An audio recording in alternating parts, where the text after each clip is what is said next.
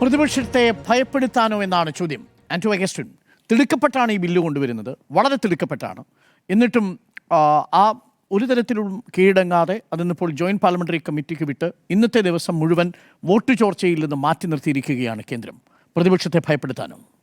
ഒരിക്കലും പാസ്സാക്കാൻ കഴിയില്ല എന്ന് വിചാരിക്കുന്ന ഒരു ബില്ല് എന്തിനായിരിക്കും കൊണ്ടുവരുന്നുണ്ടാവുക? അത് തന്നെ നമ്മൾ ചിന്തിച്ചാൽ മനസ്സിലാവില്ലേ. ഇന്ത്യയെ സംബന്ധിച്ചിടത്തോളം ഇപ്പോൾ അവർക്കൊരു ബില്ല് പാസ്സാക്കാൻ കഴിയില്ല. അങ്ങനെയുള്ള സാഹചര്യത്തിൽ ഒരു ബില്ല് കൊണ്ടുവരുന്നതിൻ്റെ അർത്ഥം എന്ന് പറയുന്നത് ഈ കോൺഗ്രസിനെ സംബന്ധിച്ചിടത്തോളം, ഇന്ത്യ മുന്നണിയെ സംബന്ധിച്ചിടത്തോളം എല്ലാ പ്രാദേശിക പാർട്ടികളാണ്, ഓരോ സംസ്ഥാനത്തെ ഭരിക്കുന്ന പാർട്ടികളാണ്. അവരെ സംബന്ധിച്ചിടത്തോളം അവരുടെ ഒരു മന്ത്രിയെ പിടിച്ച് ജയിലിലിട്ടാൽ 30 ദിവസം അവർക്ക് പിടിച്ച് ജയിലിടുക എന്ന് പറയുന്നത് വളരെ ഈസിയായ കാര്യമാണ്. അവർ പിടിച്ച് ജയിലിലിട്ട് കഴിഞ്ഞാൽ 30 ദിവസം ജയിലിൽ കിടന്നാൽ 31ാമത്തെ ദിവസം അവർ മന്ത്രിസ്ഥാനം പോകും എന്നുള്ളതാണ്.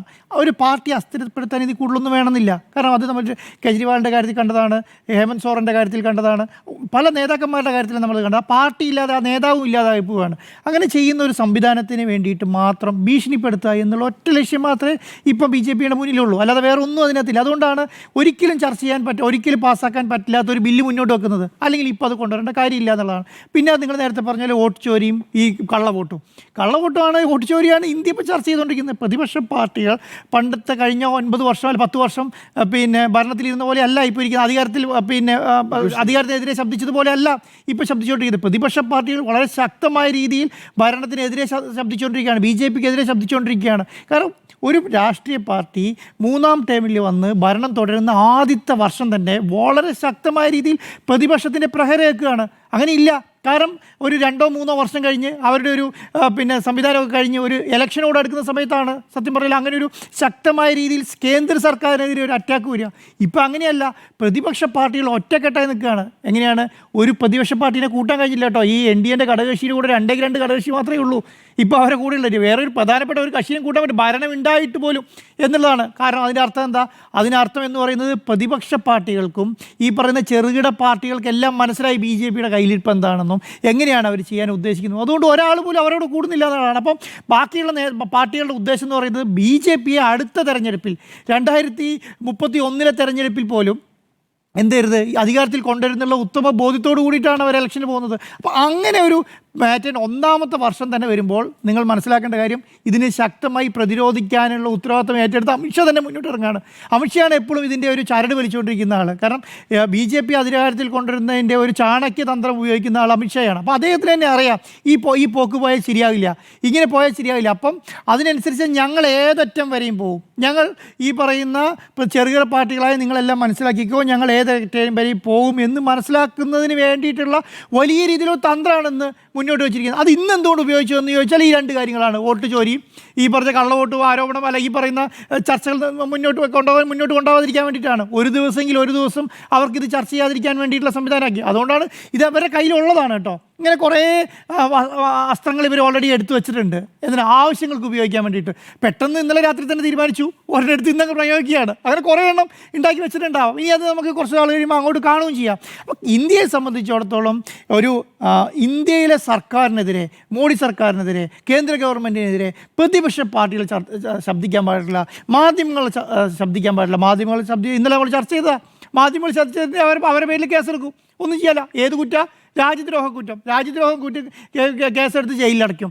അല്ലെങ്കിൽ പാർട്ടികളാണോ സംസാരിക്കുന്നത്? പാർട്ടികളുടെ പ്രധാനപ്പെട്ട നേതാക്കളെ പിടിച്ച് ജയിലിലടയ്ക്കും. ED ആണ്, മണി ലോണ്ടറിങ് ആണ്. ഒന്നും ചെയ്യാനില്ല. നിങ്ങൾ അവിടുന്ന് 5 ലക്ഷം രൂപ അങ്ങോട്ട് ട്രാൻസ്ഫർ ചെയ്തോ, ഇങ്ങോട്ട് 1 ലക്ഷം ട്രാൻസ്ഫർ ചെയ്തോ, 50,000 കൊണ്ട് നിങ്ങൾ ഡിപ്പോസിറ്റ് ചെയ്തത് എന്തിനാണെന്ന് ചോദിച്ചാൽ മണി ലോണ്ടറി. അത് തെളിയിക്കേണ്ട ഉത്തരവാദിത്തം ആരുതാണ്? ഒരു തെറ്റ് ചെയ്യാത്ത നേതാവിൻ്റെ ആയിരിക്കും ചിലപ്പോൾ. ആ തെറ്റ് ചെയ്യാത്ത നേതാവ് ഞാൻ തെറ്റ് ചെയ്തിട്ടില്ല എന്ന് ജനങ്ങളോട് വിളിച്ചുകൊണ്ട് കാര്യമില്ല. അതെന്ത് ചെയ്യണം? രേഖകൾ ഉണ്ടാക്കി കോടതിയിൽ കൊടുക്കണം. കോടതിയിൽ കൊടുത്താൽ എന്താ പ്രശ്നം? ഇതിന് ഒരു കേസ് എടുത്താൽ അതിൻ്റെ രേഖകൾ ഇവർക്ക് ഇങ്ങോട്ട് കൊടുക്കേണ്ട കാര്യമില്ല എന്നുള്ള. എന്തിന് നിന്നെ അറസ്റ്റ് ചെയ്തു എന്ന് പോലും ഈ പറഞ്ഞ പ്രതിയോട് പറയണ്ട. ലോകത്ത് എവിടെയെങ്കിലും കേട്ടിട്ടുണ്ടോ അങ്ങനെ ഒരു നിയമം? നമ്മളൊരു കേസ് തെറ്റ് ചെയ്തിട്ടുണ്ടോ, നമ്മളോട് പറയും നീ ഇന്ന കുറ്റമാണ് ചെയ്തത്, ഇന്ന കുറ്റത്തിന് മേലെയാണ് നിൻ്റെ കയ്യിൽ ശിക്ഷിക്കാൻ പോകുന്നത്, ഇന്ന കുറ്റത്തിന് നീ വാദിക്കണം, ഇന്ന കുറ്റത്തിന് നീ വക്കീലിനെ വെക്കണം, ഇതിനെതിരെ നിങ്ങൾ കോടതിയിൽ തെളിയിക്കണം, തെളിയിച്ചിട്ട് നീ കുറ്റക്കാരനാണ്, നീ ശിക്ഷ അനുഭവിക്കണം. ഇങ്ങനെയാണല്ലോ നിയമം. പക്ഷേ ഇതിനകത്തെന്തിനാ നിന്നെ എന്തിനാ അറസ്റ്റ് ചെയ്യുന്നതെന്ന് പറയേണ്ട കാര്യമില്ല, നിനക്ക് FIRൻ്റെ കോപ്പി തരേണ്ട കാര്യമില്ല, നിന്നെ ഒരു കാര്യമില്ലാതെ പിടിച്ച് ജയിലിലിടാം. ഇങ്ങനെ ഒരു നിയമമുണ്ടോ? ആ നിയമത്തിൻ്റെ പേരിൽ എത്ര നേതാക്കന്മാരാ? അല്ലാതെ ജാമ്യം കിട്ടുന്ന ഏതെങ്കിലും ഒരു വകുപ്പിൻ്റെ പേരിൽ ഏതെങ്കിലും ഒരു രാഷ്ട്രീയ നേതാവിനെ അറസ്റ്റ് ചെയ്യുന്നുണ്ടോ? അരവിന്ദ് കെജ്രിവാളിനെ അറസ്റ്റ് ചെയ്തോ? ഹേമന്ത് സോറിനെ അറസ്റ്റ് ചെയ്തോ? അങ്ങനെയാണെങ്കിൽ കേരളം എത്ര കുംഭകോണങ്ങളുണ്ട്? ആ കുംഭകോണങ്ങളുടെ പേരിൽ കേസെടുക്കില്ല. ഞാൻ പറയുന്ന ഒരു വലിയ രീതിയിൽ അഴിമതി നടത്തി. ആ അഴിമതി പണം ഒരു വിജിലൻസ് അന്വേഷണം, നമ്മുടെ നാട്ടിലൊക്കെ വിജിലൻസ് അന്വേഷണം കേട്ടിട്ടുണ്ടല്ലോ. ആ അഴിമതിയിൽ എന്ത് നടന്നു, അതിനകത്ത് എന്ത് തെറ്റ് ചെയ്തു എന്ന് കണ്ടാൽ അഴിമതി ആരോപണം, അതിനെക്കുറിച്ച് അന്വേഷിക്കില്ല. നേരെ അതെന്ത് ചെയ്യും? അതിൻ്റെ അത് ഫിനാൻഷ്യൽ മാറ്റർ മാത്രം എടുത്തിട്ട് DD-നെ കൊണ്ട് അന്വേഷിപ്പിക്കും. ഇത് നേരെ പിടിച്ച് ജയിലിലേക്ക് ഇടും. ജയിലിലേക്ക് ഇട്ട പിന്നെ കഴിഞ്ഞല്ലോ, ഇത് തെളിയിക്കേണ്ട കാര്യമില്ലല്ലോ.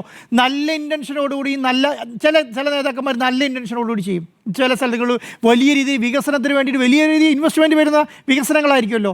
ഈ വികസനങ്ങൾ എന്ന് പറയുമ്പോൾ ആ രീതിയിൽ വികസനം വരുന്ന സമയത്ത് ഇൻവെസ്റ്റ്മെൻറ്റ് ഉണ്ടാവും. ആ വികസനത്തെ കൊണ്ടുവരാൻ വേണ്ടിയിട്ട് ഒരു ഇച്ഛാശക്തിയുള്ള നേതാവ് ചിലപ്പോൾ വലിയ തീരുമാനങ്ങൾ എടുത്ത് മുന്നോട്ട് പോകും. ആ തീരുമാനങ്ങൾ ഒരു ED ഉദ്യോഗസ്ഥൻ്റെ മുന്നിലോ കേന്ദ്ര സർക്കാരിൻ്റെ മുന്നിലോ വലിയ തെറ്റായിരിക്കും ചിലപ്പോൾ. നീ എന്തിനാ അവിടെ ചെയ്യുന്നത്? നീ ഒരു സംസ്ഥാന ഗവൺമെൻറ് അല്ലേ? നീ ഒരു സംസ്ഥാനം ഭരിക്കുന്ന മന്ത്രിയല്ലേ? നീ എന്തിനാ ഇത് ചെയ്യണം? ഞങ്ങൾ എന്താ ഇവിടെ ചെയ്യാൻ എന്ന് തീരുമാനിച്ചാൽ, ഒരു കേന്ദ്രമന്ത്രി തീരുമാനിച്ചാൽ, ഒരു കേന്ദ്ര സർക്കാർ തീരുമാനിച്ചാൽ, ഒരു പ്രധാനമന്ത്രി തീരുമാനിച്ചാൽ പിന്നെ തീർന്നില്ലേ? ഇതിനകത്ത് ഏറ്റവും വിചിത്രമായ സംഭവം എന്താ അറിയോ? കേന്ദ്രമന്ത്രിമാരും പ്രധാനമന്ത്രി ഇതിൻ്റെ ഭാഗമാണ് പോലും. എന്തൊരു ഔചിത്യം ഇല്ലാത്ത കാര്യമാണ്. ക്ലിയർ കട്ടായിട്ട് പറയണം, നിങ്ങൾ സംസ്ഥാന മന്ത്രിമാരെ പിടിച്ചകത്തിടാനുള്ള നിയമമാണിത് എന്ന് പറയണം. ഏതെങ്കിലും കേന്ദ്രമന്ത്രിയെ തൊടാനുള്ള ഏതെങ്കിലും ഒരു ഏജൻസി ഇന്ന് ഇന്ത്യയിലുണ്ടോ? ഏതെങ്കിലും ഒരു ഇന്ത്യയിലുണ്ടോ? ഏതെങ്കിലും സംസ്ഥാന സർക്കാർ കേന്ദ്രമന്ത്രിയെ അറസ്റ്റ് ചെയ്യാനുള്ള നിയമമുണ്ടോ ഇന്ത്യയിൽ? അതൊട്ടില്ല താനും. അപ്പോൾ എന്താണ്? അപ്പോൾ ക്ലാരിറ്റിയോടുകൂടി തന്നെ പറയണം, സംസ്ഥാനത്തെ പ്രതിപക്ഷത്തിരിക്കുന്ന പാർട്ടികളെ അറസ്റ്റ് ചെയ്യാനുള്ള നിയമമാണ് ഇതാണ് പറയേണ്ടത്. BJP-ൻ്റെ ഏതെങ്കിലും MPമാരെ അറസ്റ്റ് ചെയ്യുമോ? ഏതെങ്കിലും മന്ത്രിമാരെ അറസ്റ്റ് ചെയ്യുമോ? BJP ഭരിക്കുന്ന സംസ്ഥാനത്ത് ഏതെങ്കിലും MLA-നെ അറസ്റ്റ് ചെയ്യുമോ? ഈ മണി ലോണ്ടറിങ് കേസിന് ഏതെങ്കിലും MLA-നെ അറസ്റ്റ് ചെയ്ത ചരിത്രമുണ്ടോ? MP-നെ അറസ്റ്റ് ചെയ്ത ചരിത്രമുണ്ടോ? മന്ത്രിക്കെതിരെ കേസെടുത്ത ചരിത്രമുണ്ടോ? ഇല്ലല്ലോ. പിന്നെ എന്താണ് അപ്പോൾ പറയേണ്ടത്? എന്താ? ഇന്ത്യയിലെ പ്രതിപക്ഷ പാർട്ടികളെ അറസ്റ്റ് ചെയ്യാനുള്ള നിയമമാണ്, പ്രതിപക്ഷത്തെ MPമാരെ അറസ്റ്റ് ചെയ്യാനുള്ള നിയമമാണ്, മന്ത്രിമാരെ അറസ്റ്റ് ചെയ്യാനുള്ള നിയമമാണ്. ഇവരെയൊക്കെ നിങ്ങളൊക്കെ അധികാരത്തിൽ കിട്ടിയാൽ നിങ്ങളെ എന്താണ് പിടിച്ച് ജയിലിടെ മാത്രമല്ല നിങ്ങളെ പണി കളയാൻ പറ്റും ഞങ്ങളെ കൊണ്ട്. അതുകൊണ്ട് സൂക്ഷിച്ച് ഞങ്ങളോട് സംസാരിച്ചാൽ മതി എന്ന് പറയാൻ വേണ്ടിയിട്ടാണ്. ഇതിപ്പം മന്ത്രിമാരല്ലേ നിങ്ങൾ കണ്ടിട്ടുള്ളൂ. അടുത്ത നിയമം ചിലപ്പോൾ വരുന്നത് MPമാരെ പുറത്താക്കാൻ വേണ്ടിയിട്ടായിരിക്കും. നോക്കിക്കോളൂ. അധികം ദൂരമൊന്നും ഉണ്ടാവില്ല. കാരണം MPമാരെ പുറത്താക്കിയാൽ നിയമസഭയിൽ ഒറ്റയ്ക്ക് ഇരിക്കാമല്ലോ, പാർലമെൻറ്റിൽ ഒറ്റയ്ക്ക് ഇരിക്കാമല്ലോ, ഒറ്റ തീരുമാനിച്ച് നടപ്പിലാക്കിയാൽ മതിയല്ലോ. അപ്പോൾ ഇന്ത്യയെ സംബന്ധിച്ചിടത്തോളം എങ്ങോട്ടാണ് ഇത് പോകുന്നത് എന്നുള്ള കാര്യത്തിൽ ഒരു വ്യവസ്ഥയില്ല കേട്ടോ. വ്യവസ്ഥയില്ല. ഒരു ടേം കഴിഞ്ഞു, 2 ടേം, 3ാമത്തെ ടേം വരുമ്പോൾ രാജഭരണത്തിൻ്റെ ശൈലിയിലേക്ക് വരികയാണ്. നിങ്ങൾ 4ാമത്തെ ടൈമിനെ കുറിച്ച് ആലോചിക്കുക, രാജഭരണമായിരിക്കും. പിന്നെ കമാനൊരക്ഷണം ഒരു മാധ്യമങ്ങൾ മിണ്ടാതെ വിചാരിക്കേണ്ട, ഒരു കമാനൊരക്ഷണം പ്രതിപക്ഷ പാർട്ടി മിണ്ടായിരിക്കുക. അത് മനസ്സിലാക്കിയ പ്രതിപക്ഷ പാർട്ടികളാണ് എന്ത് ചെയ്യുന്നത്? ശക്തമായി ചെറിയ പ്രതിപക്ഷ പാർട്ടികളാട്ടോ. ഞാൻ പറഞ്ഞു, ഇന്ത്യ മുന്നണി എന്ന് പറയുന്ന ഒരു വലിയ പാർട്ടിയല്ലല്ലോ. ചെറിയ 10ഉം 2ഉം 3ഉം 2ഉം 5ഉം ഉള്ള MPമാരുള്ള പാർട്ടികളാണ് അല്ലേ? ഈ പാർട്ടികളെല്ലാം ഒരു കുടക്കീഴിൽ. അത് തന്നെ വലിയൊരു നമ്മൾ പൂക്കളിടുന്ന പോലെയാണ്. ഞാൻ പറയുന്നത് എപ്പോഴും പൂക്കളിട്ടാൽ നല്ല രസമായിരിക്കുമല്ലോ കാണാൻ.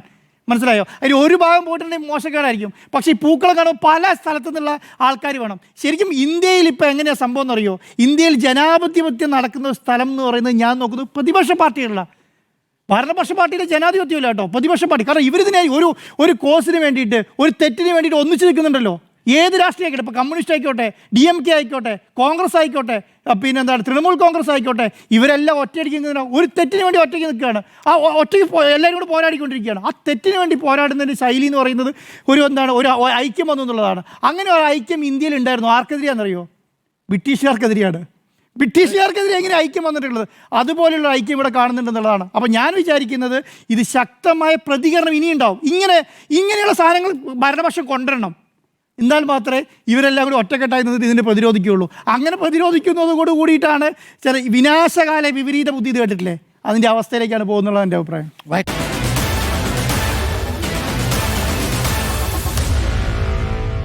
Meet the editors.